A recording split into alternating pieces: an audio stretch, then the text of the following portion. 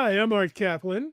I'm at NYU's Division of Medical Ethics at our medical school. Well, I came across a really interesting app. It is called the Death Clock, and it is exactly what it sounds like. It basically is an app where you feed in all your health information, personal information, social information, any fact about you, and it promises to tell you your death date. Um, it basically is a forecaster of when you're going to die.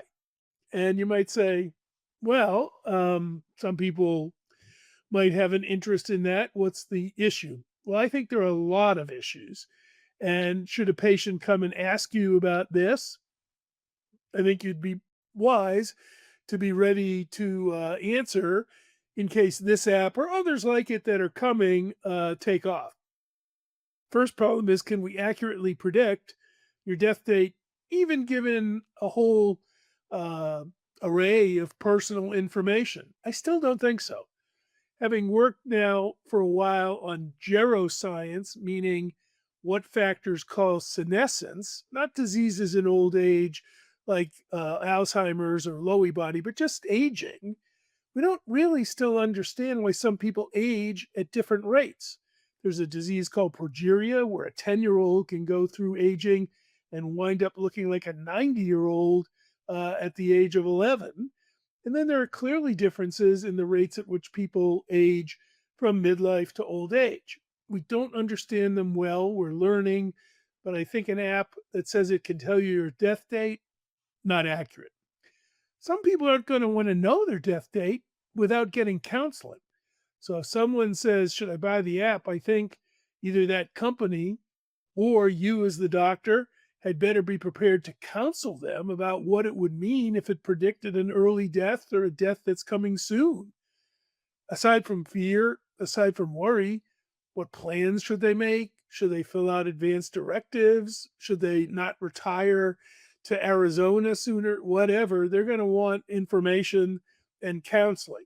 And somebody's got to provide it to them. I don't see this company doing that yet. So, at least trying to cope with bad news.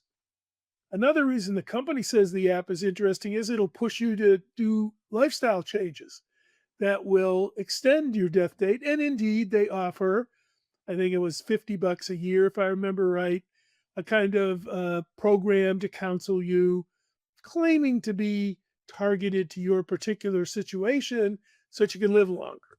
I kind of doubt that is necessary either.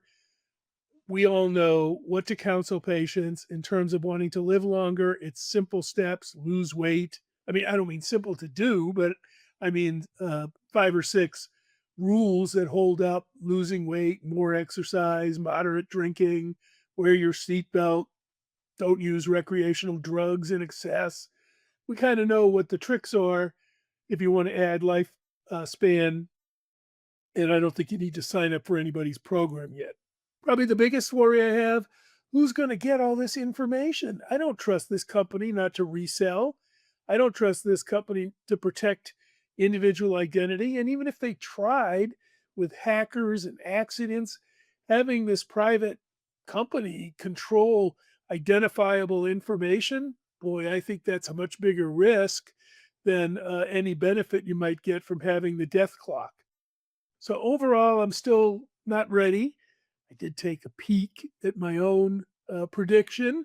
I've got some time left, which is good to know. But that was just curiosity so that I could talk to you about it. In general, I don't think this is ready for prime time. I do think the downsides still outweigh the benefits.